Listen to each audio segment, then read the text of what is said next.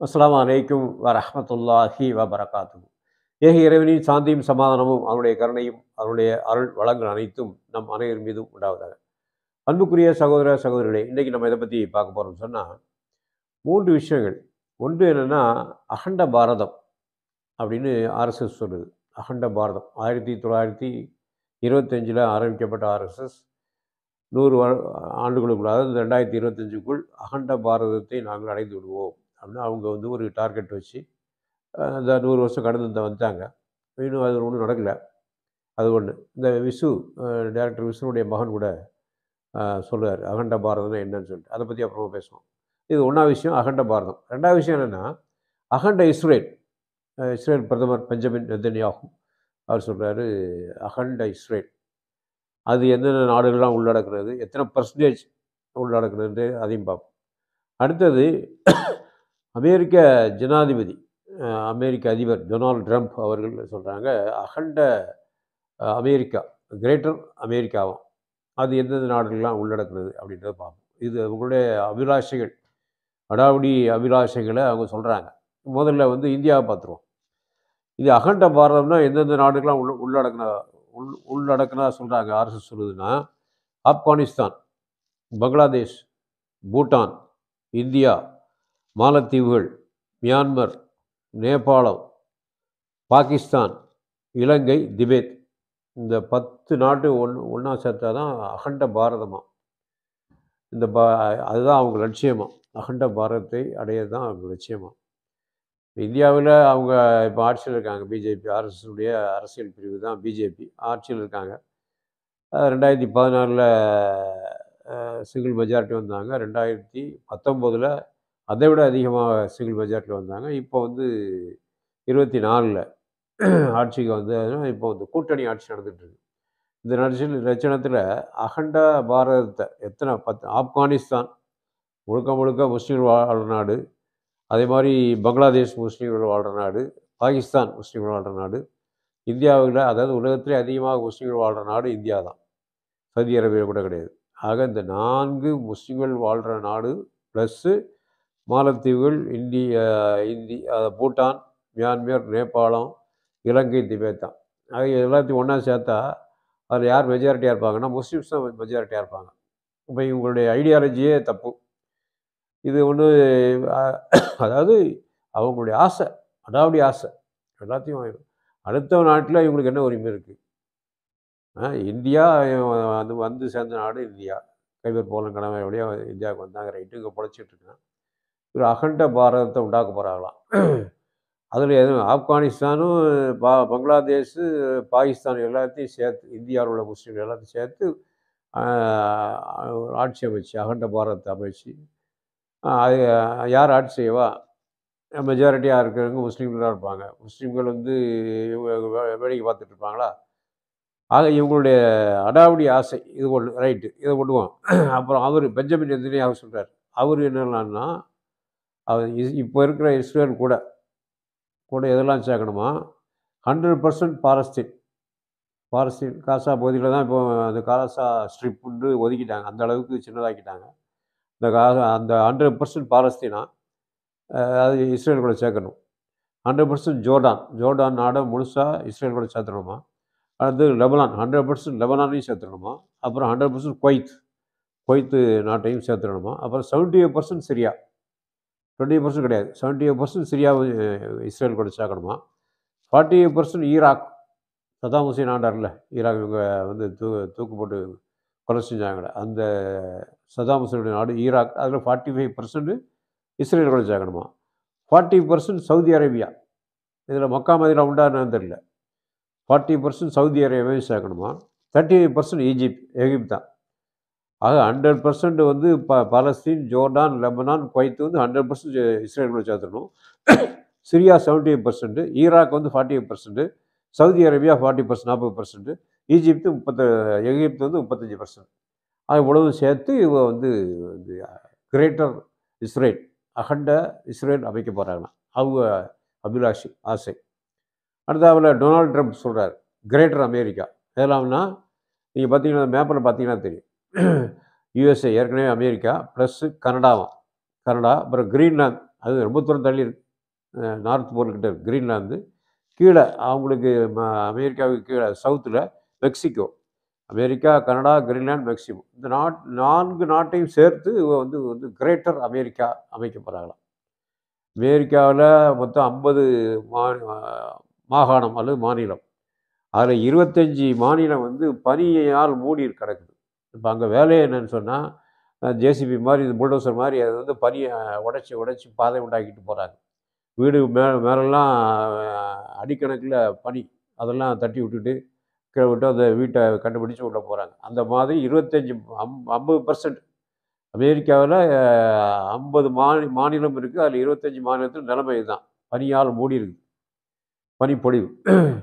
இந்த 25 மாநிலத்தில்னா மிச்சம் 50% இருக்கு இல்லையா? அதில் வந்து இப்போ கலிஃபோர்னியாவில் உங்களுக்கு தெரியும், லாஸ் ஏஞ்சல்ஸில் வந்து தீப்பிடிச்சு எரிஞ்சிட்டு இருக்கு. அதாவது அமெரிக்காவிலேயே ரொம்ப செழிப்பான ஒரு மாநிலம் எதுனா கலிஃபோர்னியா தான். அதுலேயும் செழிப்பான அந்த சிட்டி எதுனா லாஸ் ஏஞ்சல்ஸ். இப்போ ஃபுல்லாக லாஸ் ஆகி ஒன்றுமே இல்லாமல் சாம்பலாக கிடக்குது. அவ்வளோ பிரம்மாண்டம். ஹாலிவுட்லாம் அதில் திரைப்பட நடிகர்கள், ஹாலிவுட் நடிகர்கள், பெரிய பெரிய யூதர்கள் தான் அதிகம். ஜியோனிஸ்ட் இன அடிப்பு யூதர்கள் தான் அங்கே அதிகமாக வசிக்கிறாங்க. எல்லாமே கறிக்கட்டையாகி போச்சு. இன்னும் தீ பரவிக்கிட்டே இருக்குது. இன்னும் அணைக்க முடியல. இந்த லட்சணத்தில் இவங்க வந்து கிரீன்லாந்தை பிடிக்க போகிறாங்களாம், கனடாவை சேர்க்கணுமா, கீழே மெக்சிகோவும் சேர்க்கணும். உலகத்தையும் சேர்த்து கிரேட்டர் அமெரிக்காவும் இருக்கிறதே காப்பாற்றுறதுக்கு வக்கில்ல. இவர் பெஞ்சமின் நேதன்யாகு எல்லாத்தையும் சேர்க்கணுமா? இதில் சவுதி அரேபியா வரை சேர்க்கணுமா? அப்புறம் யாருன்னு பாலஸ்தீன், ஜோர்டான், லெபனான், குவைத் 100% எல்லாமே 4 நாடும். சிரியாவில் 78%, ஈராக்கில் 45%, சவுதி அரேபியாவில் 40%, 35% ஈஜிப்ட். இவ்வளோத்தையும் எவ்வளோ தைரியமாக சொல்கிறாங்க, எவ்வளோ ஆணவம். சவுதி அரேபியான்றது எவ்வளோ பெரிய நாடு, அதில் மக்கா இருக்குது, மதினா இருக்குது, 200 கோடி முஸ்லீமுடைய புனித ஸ்தலம் 2 அங்கே இருக்குது. அதை சேர்க்க போகிறாங்களாம். அது மாதிரி ஏற்கனவே வந்து மஸ்ஜிதுல் அக்ஸா இருக்குது இஸ்ரேலில், அது பாலஸ்தீன் தான். இவங்க போய் பிடிச்சிட்டு அது இஸ்ரேல் சொல்கிறான். ஆக எவ்வளவு அடாவடியாக பேசுகிறார்கள். இங்கே வந்து சங்கிகள் பார்ப்பன ஆர்எஸ்எஸ் சங்கிகள் சொல்கிறான் அகண்ட பாரதமாக. இவங்கெல்லாம் ஒன்றும் செய்யலாம். ஒரு வெறும் உலக மேப்பை காசு கொடுத்து வாங்கி வச்சுட்டு ஒரு சேரை போட்டு உட்காந்து காலை அகட்டி வச்சுக்கலாம். அவன் இஷ்டத்துக்கு எவ்வளோ கால் கிளியிற அளவுக்கு வச்சுக்கிட்டு எவ்வளோ நாடு வேணுமோ அவ்வளோ நாட்டையும் 2 காலுக்கு கீழே வச்சுக்கலாம். இப்படி தான் செய்ய முடியும். அல்லாஹ் சொல்கிறான், இவர்களெல்லாம் படைத்த ஏகர்நாயகி அல்லாஹ் திருக்குறள் இறுதிவன் திருக்குறள் சொல்கிறான், அவர்களும் சூழ்ச்சி செய்கிறார்கள், அல்லாஹ்வும் சூழ்ச்சி செய்கிறான். சூழ்ச்சி செய்வது அல்லாஹ் மிக சிறந்தவன். அவங்க வந்து அவங்க நாட்டை விரிவுபடுத்திட்டு போகணும்னு சொல்கிறாங்க. ஆனால் அவங்க சுருக்கிட்டு இருக்கான். அவங்க வந்து பவரை கம்மியாக்குறான். அந்த தீயை சூழ்ச்சி செய்கிறாங்கல்ல, அவங்களை என்ன செய்வேன்னு நல்லா சொல்லி காமிக்கிறான். திருக்குறானில் 16வது அத்தியாயத்தில் 45, 46, 47 வசனம். தீமை அவுது பில்லாஹி மினஷ் ஷைத்தானிர் ரஜீம் பிஸ்மில்லாஹிர் ரஹ்மானிர் ரஹீம். தீமைகளை செய்திட சூழ்ச்சி செய்கிறவர்கள் அல்லாஹ் அவர்களை பூமியில் புதையும்படி செய்வான் என்பதையோ அல்லது அவர்கள் அறியா புறத்திலிருந்து வேதனை அவர்களுக்கு வரும் என்பதையோ குறித்து அச்சமற்றிருக்கிறார்களா? இந்த அமெரிக்கா கிரேட்டர் அமெரிக்கா அமைக்கணும்னு சொல்கிறாரு. சொன்ன உடனே வாயை மூடலை. கலிஃபோர்னியாவில் தீ விபத்து, அறியா புறத்திலிருந்து வேதனை வந்தாச்சு. இன்னும் அது வேதனை நீங்கலை, தெரிஞ்சுக்கிட்டே தான் இருக்குது. அல்லது அவர்களுடைய போக்குவரத்தின் மீது அவர்களை பிடித்திடுவான் என்பதை குறித்து அச்சமற்றிருக்கிறார்களா? இப்போ முந்த நாள் ஒரு ஃப்ளைட் ஆக்சிடெண்ட், ஒரு இராணுவ ஹெலிகாப்டரும் பயணிகள் விமானம் மோதிடுச்சு அமெரிக்காவில். அதில் நிறைய பேர் செத்து போயிட்டாங்க. இப்போ இன்னைக்கு ஒரு விபத்து, விமான விபத்து. அதில் பல பேர் செத்து போயிட்டாங்க. விமானத்துக்கு ஒரு காணலைன்னு சொன்னாங்க. அதுக்கப்புறம் இப்போ கண்டுபிடிச்சாச்சு, எல்லோரும் செத்து போயிட்டாங்கன்னு சொல்கிறாங்க. அது அறியாப்புறத்துலேருந்து வேதனை அல்லது ஒரு போக்குவரத்து, இது போக்குவரத்து தானே, ஃப்ளைட்டில் போகிறது வந்து போக்குவரத்து தான். போக்குவரத்தின் போது அவர்களை பிடித்திடுவான் என்பதை குறித்து அச்சமற்றிருக்கிறார்கள். அதில் ஃப்ளைட்டில் போனவங்க சாதாரண பயணிகள் தான். அதனால அமெரிக்காவில் அந்த விபத்து நடக்குது. அப்போ அந்த நாட்டுக்கு தானே கெட்ட பேர். அதனால் வந்து அறியாப்புறத்திலிருந்து வேதனை வரும், அப்படின்னா போக்குவரத்து மீது நான் பிடிச்சிருவேன் என்பதை குறித்தும் அச்சமற்று இருக்கிறார். எல்லாம் சும்மா டீசர் தான், சாம்பிள். எந்நிலையிலும் அவனை அவர்கள் இயலாமல் ஆக்குவதாகவில்லை. ஏகர்நாயகி அல்லாஹ்வை அவங்க எந்த வகையிலும் எந்த நிலையிலும் அவங்க அல்லாஹ்வை இயலாமல் ஆக்குபவர்களாக இல்லை. அல்லது படிப்படியாக நஷ்டமடைய செய்து அவர்களை பிடித்திடுவான் என்பதை குறித்து அச்சப்பட்டிருக்கிறார்களா? இதை படிப்படியாக கீழ் நோக்கி இறக்கிறான்ல. 2016 மெஜாரிட்டியாக வந்தாங்க. 2019 அதோட மெஜாரிட்டியை அது இமெயிலில் மோசடி பண்ணுவானோ அல்லது ஏதோ ஒன்று அநியாயம் பண்ணி தான் வந்திருக்கான். இப்போ 2024ல் இப்போ சிங்கிள் மெஜாரிட்டி கிடையாது, படிப்படியாக கீழே இறக்கிட்டான் எல்லாம். நிதிஷ்குமார் தயவுலையும் சந்திரபாபு நாயுடு தயவுலையும் இப்போ ஆட்சி நடந்துகிட்ருக்கு. ஆனால் இப்போவும் திமிராக தான் பேசுகிறாங்க. கிரேட்டர் இந்தியாவை அமைக்க போகிறோம் அது இதுன்னு சொல்லி. ஏன்னா 100 ஆண்டு விழா கொண்டாடணும்ல. இது ஆர்எஸ்எஸ் ஆரம்பித்து 100வது ஆண்டு ஆயிடுச்சு. அதனால் இங்கே உள்ள அல்ட்ரா சில்ட்ரன்லாம் அந்த சிக்கந்தர் தர்காவை கை போட்டுருவோம், அதை இடத்த மாற்றணும் அப்படின்னு சொல்லிட்டு இந்த ஹெச் ராஜான்றவர் சொல்லிகிட்டு இருக்காரு. ஆக இதெல்லாம் திட்டமிட்ட சூழ்ச்சி தான். அநியாயம் சரிக்கான சூழ்ச்சி. இவங்களெல்லாம் என்ன பண்ணுன்னு சொல்லிட்டு அல்லா சொல்லி காமிக்கிறான். வெயிட் அண்ட் சி, பொறுத்திருந்து பார்ப்போம். அல்லா என்ன சொல்லி காமிக்கிறான், அல்லது படிப்படியாக நஷ்டமடைய செய்து அவர்களை பிடித்திடுவான் என்பதை குறித்தும் அச்சப்பட்டு இருக்கிறார்களா?